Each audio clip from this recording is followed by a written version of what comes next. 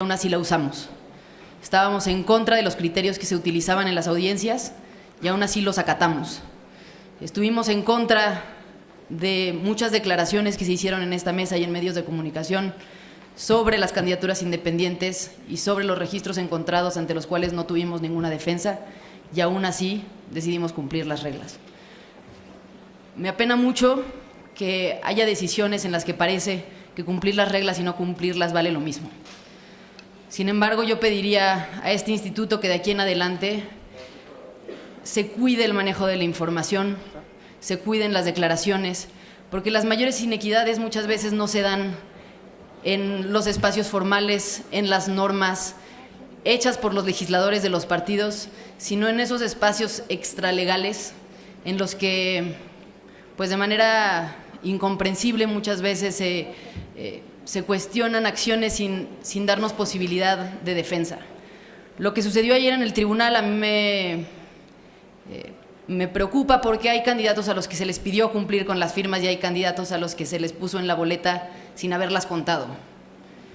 Me preocupa porque genera una percepción hacia la ciudadanía de inequidad en la contienda, de sesgo en la autoridad y de un gran desconcierto frente a un proceso especialmente complejo. Vendrán procesos, vendrán momentos todavía más álgidos que este. Mi petición es que podamos dejar de lado los cuestionamientos personales, particularmente los que vienen de la autoridad, y podamos circunscribirnos a lo que dice la ley y a manejar este proceso con la mayor prudencia posible. Me refiero particularmente a los procedimientos sancionadores en curso. Muchas gracias.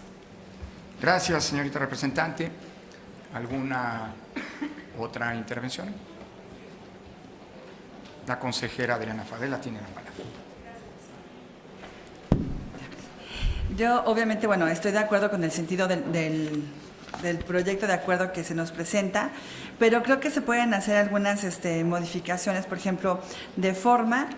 Estamos aquí citando en la página 5 que el 10 de abril de 2018 fue cuando se emitió la sentencia, pero ya teniendo la sentencia en las manos, la propia Sala Superior le puso que era el día 9, pues hay que cambiar esa fecha. Y también tengo algunas otras cuestiones de forma, pero lo que más me preocupa es en relación con lo que dice en la página 8, que esta persona, Jaime Eliodoro Rodríguez Calderón, sí reúne los requisitos necesarios para obtener su registro como candidato independiente a presidente de los Estados Unidos mexicanos. Pero yo no encuentro en el proyecto de acuerdo un apartado donde se estén precisamente revisando cada uno de estos requisitos. Yo me permití hacer un documento desarrollando los requisitos que están en el artículo 82 de la Constitución Federal para hacer la motivación correspondiente, y pues yo lo pondré a disposición de ustedes para ingresarlo en la parte considerativa. Y también lo que nos dice la Sala Superior es que tenemos que modificar tanto el acuerdo 269 de 2018 como 295 de 2018, y ya en la parte que dice acuerdo no hacemos referencia, valga la redundancia, a esos acuerdos que acabo de hacer referencia, y solamente decimos en el acuerdo tercero se ratifica el diverso INE CG 295 de 2018, pero yo creo que más bien lo correcto sería, se modifican los acuerdos 269 y 295 de diagonal 2018 en lo que fue motivo de análisis en la sentencia que estamos dando cumplimiento, y para llegar a la conclusión que la propia sala nos pide, ¿no? Porque la Sala Superior sí nos dice, en relación con el apoyo ciudadano, tienes que partir de la base de que sí lo cumple. Y creo que ahí pues no tenemos ningún tipo de escenario para movernos a algún otro lado. Pero en relación con lo que sí son los requisitos de elegibilidad que te piden para ser candidato a algún cargo de elección popular, es ahí donde sí podemos hacer el desarrollo correspondiente, y por eso les digo que yo propondría que se haga esta motivación en relación con el artículo 82. Sería cuento, gracias. Muchas gracias, consejera Favela. Tiene la palabra la consejera Dania Rabel. ¿Te escucho? Ya, gracias. Buenas tardes. Estamos ante un acatamiento de la Sala Superior que nos ordena otorgarle el registro como candidato independiente a la presidencia de la República a un aspirante. Yo no puedo evitar compartir con ustedes el análisis que hice de esta sentencia. Veo que el aspirante mencionó 18 agravios. Entre estos agravios manifestó la inutilidad de la app para recabar apoyo, la violación al principio de presunción de inocencia derivada de, entre comillas, la campaña de desprestigio orquestada por el INE, conductas atípicas de los consejeros electorales. De todos los agravios que manifestó el aspirante, únicamente uno fue considerado fundado por la Sala Superior y tiene que ver con el derecho de audiencia. Para analizar el derecho de audiencia en la sentencia, los magistrados de la Sala Superior revisaron cómo hicimos la verificación del apoyo ciudadano y cómo se hizo en dos fases, en la fase preliminar y en la fase definitiva. Con relación a la fase definitiva, los magistrados no consideraron que hubiera una violación al derecho de audiencia. Sin embargo, por lo que tiene que ver por la fase preliminar, se consideró por la mayoría de los magistrados de la Sala Superior que el INE notificaba al aspirante los folios con apoyos irregulares, pero no le hacía del conocimiento cuáles eran las causas de inconsistencia. Esto es particularmente relevante porque a partir de esta consideración, la mayoría de los magistrados de la Sala Superior consideraron que existió una merma en la defensa del aspirante porque como no se le decía con antelación a que llegara a la comparecencia cuáles eran las inconsistencias específicamente, no podía preparar de manera adecuada su defensa. Adicionalmente mencionaron que esto también le generó perjuicio porque no podía recabar las pruebas que considerara apropiadas para desvirtuar los dichos de la autoridad. La Sala Superior también considera que se hace una clasificación unilateral respecto a los apoyos subsanables o no, porque considero que en la parte preliminar únicamente las personas que estaban trabajando en la mesa de control hacían una clasificación para decir qué apoyos sí podían ser subsanables y que en esta no participaban el equipo o los representantes del aspirante. Todo esto considero que llevaba a irregularidades que solo se hubieran subsanado si al final se hubiera permitido la revisión total de los apoyos recibidos en la fase preliminar. Y aquí hay que hacer énfasis en algo. En la fase preliminar se permitió la revisión de todo lo que solicitó el equipo de apoyo del aspirante. Sin embargo, lo que consideró la Sala Superior es que en algún momento cambió la situación del aspirante porque al estar en riesgo la posibilidad de que no juntara los apoyos requeridos, entonces probablemente lo que no había querido revisar en la fase preliminar, después sí lo iba a querer revisar porque era determinante para saber si cumplía con el umbral de apoyo ciudadano.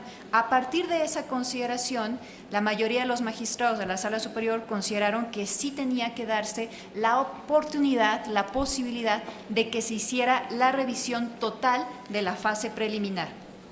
También mencionaron en la sentencia que existía una ausencia de motivación y fundamentación sustancial, objetiva y razonable respecto a los registros que se calificaron como irregulares y que fueron objeto de las comparecencias. Básicamente, desde la perspectiva de la Sala Superior, la violación del derecho de audiencia radicó en 4 cosas. No permitir que el aspirante revisara los apoyos que no fueron verificados en la fase preliminar, la ausencia de fundamentación y motivación de manera sustantiva, objetiva y razonable, explicando las causas por las que no se podían subsanar los apoyos, que no se determinó junto con los aspirantes qué apoyos eran insubsanables y cuáles sí, y que se evitó informarle, previo a la comparecencia, a qué folios se asociaban las irregularidades para que preparara su defensa y ofreciera pruebas. A partir de esto, consideran que existe una duda razonable de que si hubieran recibido los registros completos de la frase, ya que si se hubiera revisado los registros completos en la fase preliminar, probablemente se hubieran subsanado todas las inconsistencias o varias inconsistencias y eso llevaría a que sí cumpliera con el umbral de apoyo ciudadano requerido. Y por eso considera que se debe dar una restitución integral, lo cual implica que la sentencia tiene como alcance la pretensión del actor, que es justamente otorgarle el registro como candidato independiente a la presidencia de la República. Y por eso nos ordena expresamente que hagamos esto. Hace una consideración con relación al periodo en el que nos encontramos y consideran la mayoría de los magistrados de la Sala Superior que no se podría restablecer el derecho de audiencia o establecer un procedimiento para subsanar las deficiencias que se encontraron sobre el derecho de audiencia en la fase preliminar, porque se le generaría un perjuicio al ya estar en marcha el periodo de campaña electoral a quien aspira a la candidatura independiente, y por eso nos ordena expresamente que hagamos el registro. Ahora, desde mi punto de vista, no es adecuado para una autoridad electoral hacer la calificación de una sentencia. Nos tenemos que abocar a acatar lo que ha determinado la Sala Superior. Sin embargo, no puedo dejar de mencionar que estoy convencida que en todo este procedimiento el INE actuó apegado a legalidad. Me parece que tenemos que dar la vuelta a la página y ahora concentrarnos en las actividades que tenemos que hacer para concretar este registro que nos ha ordenado la Sala Superior. Y entonces vamos a tener, como lo mencionaba el consejero presidente, que hacer modificaciones a los formatos que ya fueron aprobados de documentación electoral. Tendremos que ajustar o modificar el formato específico del primer debate presidencial que ya aprobamos. También tenemos que otorgar recursos públicos al nuevo candidato independiente y deberemos de otorgarle tiempo en radio y televisión a este nuevo candidato independiente. Entonces, me parece que ahora tendremos que concentrarnos en estas actividades para poder concretar lo que nos ha ordenado ahora la Sala Superior en este periodo ya iniciado de la campaña electoral. Gracias, presidente. Gracias a usted, consejera Rabel. Consejero Ciro Murayama. Como corresponde en nuestro modelo constitucional, el Consejo General del INE tiene la obligación de acatar todas y cada una de las sentencias del Tribunal Electoral. Desde el punto de vista jurídico, las decisiones de la Sala Superior son inatacables, inapelables, definitivas.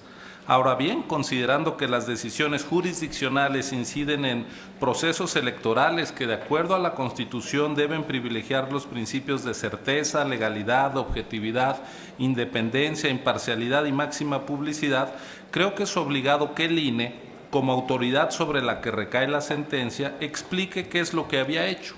Explicar no es cuestionar jurídicamente y en democracia no hay ley mordaza. Vayamos a los datos duros, los que son reconocidos por tirios y troyanos.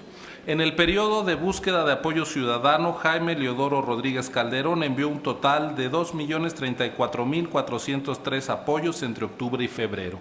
De esos fueron coincidentes con la lista nominal 1.223.408, es decir, 810.995 apoyos le fueron descartados desde un principio por las siguientes razones: 266.357 inconsistencias, que incluye 11.748 en padrón pero no en lista nominal, 15.938 bajas del listado, que incluye a 7.044 personas que habían fallecido y a 7.078 cuya credencial ya no estaba vigente porque tenía más de 10 años de antigüedad, 6.630 no encontrados en el listado nominal o padrón, 1.869 fuera del régimen de excepción, o sea que no vivían en los municipios de alta marginación para entregar su apoyo en papel, y más de 500.000 de inconsistencias consistentes en fotocopias, simulaciones o credenciales diferentes a las del lector detectadas desde el principio en la llamada mesa de control.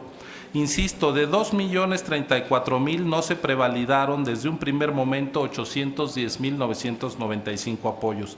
Quedó un universo de 1.223.408.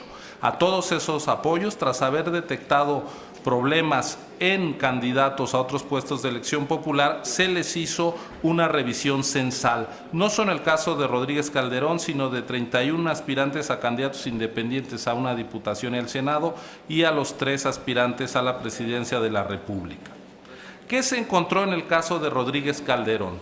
Que 158.532 apoyos caían en lo que se denominó simulación de credencial para votar. cartoncillos, plantillas con forma pretendida de credencial donde se vaciaban datos genuinos de ciudadanos, pero sobre soporte incorrecto. Además, 205.721 fotocopias y se identificaron 23.644 apoyos en documento no válido, tarjetas de descuento, licencias de manejo, no credenciales de lector.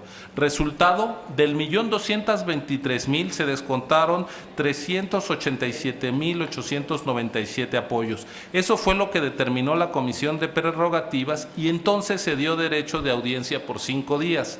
Ahí, tras revisar el 100% de los apoyos coincidentes con la lista nominal, los siempre llamados prevalidados se dieron por buenos 14.426, esto es el 3.7% de los revisados.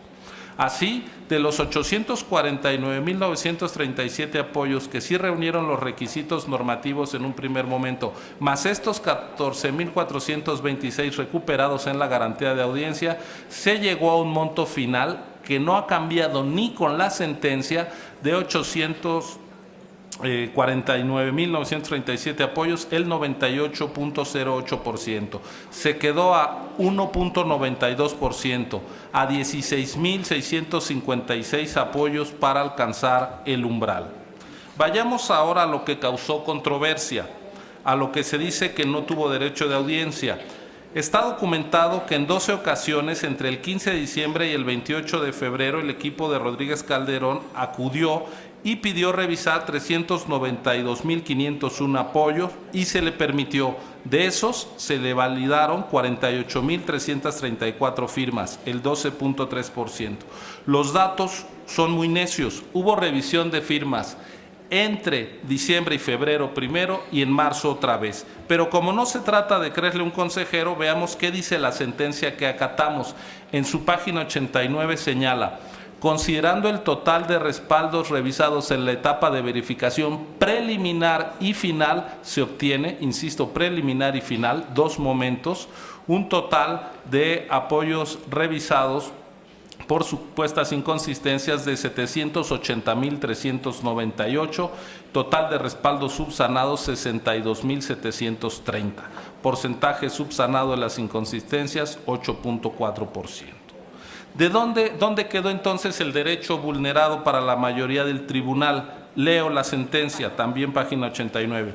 Jaime Leodoro Rodríguez Calderón reunió 98.08% de respaldos válidos respecto del umbral, sin que se le hubieran permitido revisar todas las supuestas inconsistencias, debido al criterio de la responsable de que existían irregularidades insubsanables, esto es 849.937. Por ende, únicamente le faltaron 1.92% para cumplir con el umbral de respaldos ciudadanos requeridos. Fin de la cita. Por cierto, una joya, 849.937 no son las irregularidades insubsanables, sino los apoyos válidos que votó este Consejo General. Pero más allá de ese descuido algebraico elemental, permítanme señalar cuáles fueron las irregularidades realmente insubsanables para el INE. Los muertos. ¿O había que revisar si los 7,000 o algunos de ellos habían resucitado? ¿O aquellos cuyos nombres nunca han estado en el padrón querían que afiliáramos fuera de módulo y de norma a quien nunca ha tramitado una credencial? ¿O ver si de los 266,000 duplicados con el mismo nombre y misma clave de lector se habían convertido de una persona en 2 diferentes? Con todo, nos pudieron haber mandado a verificar si ahí en ese universo en serio había posibilidad de encontrar apoyos válidos, como por cierto se nos ordena con otro aspirante. En cambio, se infirió que de ese universo de fallecidos, de nombres jamás registrados en el padrón, de personas repetidas, tal vez se podrían encontrar 16.656 ciudadanos que faltaron. Y siguen faltando. Pero por mandato del tribunal no importa. Acatamos, pero no renunciamos al cabal ejercicio de nuestra autonomía y de la imparcialidad. Gracias, consejero. Tiene la palabra el consejero Jaime Rivera. Gracias, consejero presidente. Buenas tardes, señoras y señores. Por una mayoría de 4 votos contra 3, el Tribunal Electoral del Poder Judicial de la Federación resolvió otorgar al aspirante Jaime Rodríguez Calderón el registro como candidato independiente a la presidencia de la República. Las razones principales esgrimidas por el tribunal son de carácter procesal. A su juicio, no se otorgó al quejoso en forma suficiente el derecho de audiencia. Como autoridad electoral administrativa, al INE le corresponde acatar la resolución de la Sala Superior del Tribunal, y así lo haremos. Al mismo tiempo, en aras precisamente de la certeza y del derecho a la información que tiene la ciudadanía, es pertinente explicar lo que el Instituto Nacional Electoral hizo en el proceso de revisión, validación y dictaminación de los apoyos ciudadanos que le presentaron los aspirantes a candidaturas independientes para diversos cargos de elección. En primer lugar, el INE aprobó oportunamente lineamientos para garantizar y regular, conforme a la ley, el ejercicio del derecho de todas las personas que aspiraban a una candidatura independiente. Los lineamientos emitidos por el INE buscaron 2 objetivos esenciales: facilitar a los aspirantes la obtención y registro de apoyos ciudadanos y disponer para la autoridad de medios suficientes y certeros para corroborar la autenticidad de las firmas. Cabe destacar que en su momento, por medio de las sentencias sub-JDC 841-2017 del 25 de septiembre de 2017 y sub-JDC 98-2018 del 22 de marzo de este año, la Sala Superior confirmó los lineamientos aprobados por el INE. En particular, el tribunal determinó que las fotocopias de credencial no eran válidas para acreditar firmas de apoyo. Con esos lineamientos y por medio de la aplicación digital aprobada por el INE para colectar y enviar firmas, 39 aspirantes a diputados, 7 aspirantes a senadores y, hasta ayer, un aspirante presidencial cumplieron los requisitos legales y alcanzaron el umbral de apoyo ciudadano para registrarse. El INE no ha tenido ni tiene ninguna aversión a las candidaturas independientes, y estas cifras de candidaturas aprobadas así lo demuestran. El INE no hizo otra cosa que apegarse a las normas legales y reglamentarias y con criterios e instrumentos técnicos neutrales y verificables, contabilizó las firmas válidas y dictaminó lo conducente, sin filias ni fobias, ni cálculos políticos de ninguna índole. El INE también revisó y corroboró con pulcritud e imparcialidad las inconsistencias que fueron detectadas en muchas, de hecho, en varios cientos de miles de las firmas presentadas por diversos aspirantes. Fotocopias, nombres dados de baja del padrón, credenciales simuladas, documentos ajenos a las credenciales para votar, nombres duplicados, etc. Para aclarar tales inconsistencias, los aspirantes tuvieron oportunidad de revisión en varias etapas durante el periodo de recolección de apoyos y después de este. Es decir, los aspirantes tuvieron la garantía de audiencia y la ejercieron en el grado que ellos mismos decidieron. De cada audiencia se levantó un acta circunstanciada firmada por los representantes de los aspirantes. Es justo reconocer el trabajo cuidadoso y objetivo que llevaron a cabo las áreas técnicas del Instituto y la Comisión de Prerrogativas y Partidos Políticos. La Dirección Ejecutiva de Prerrogativas y Partidos Políticos registró a todos los aspirantes que lo solicitaron y cumplieron los requisitos de ley. Brindó información, orientación y apoyo a los auxiliares, concentró y sistematizó la información de los apoyos reportados, hizo público diariamente el avance de las firmas recabadas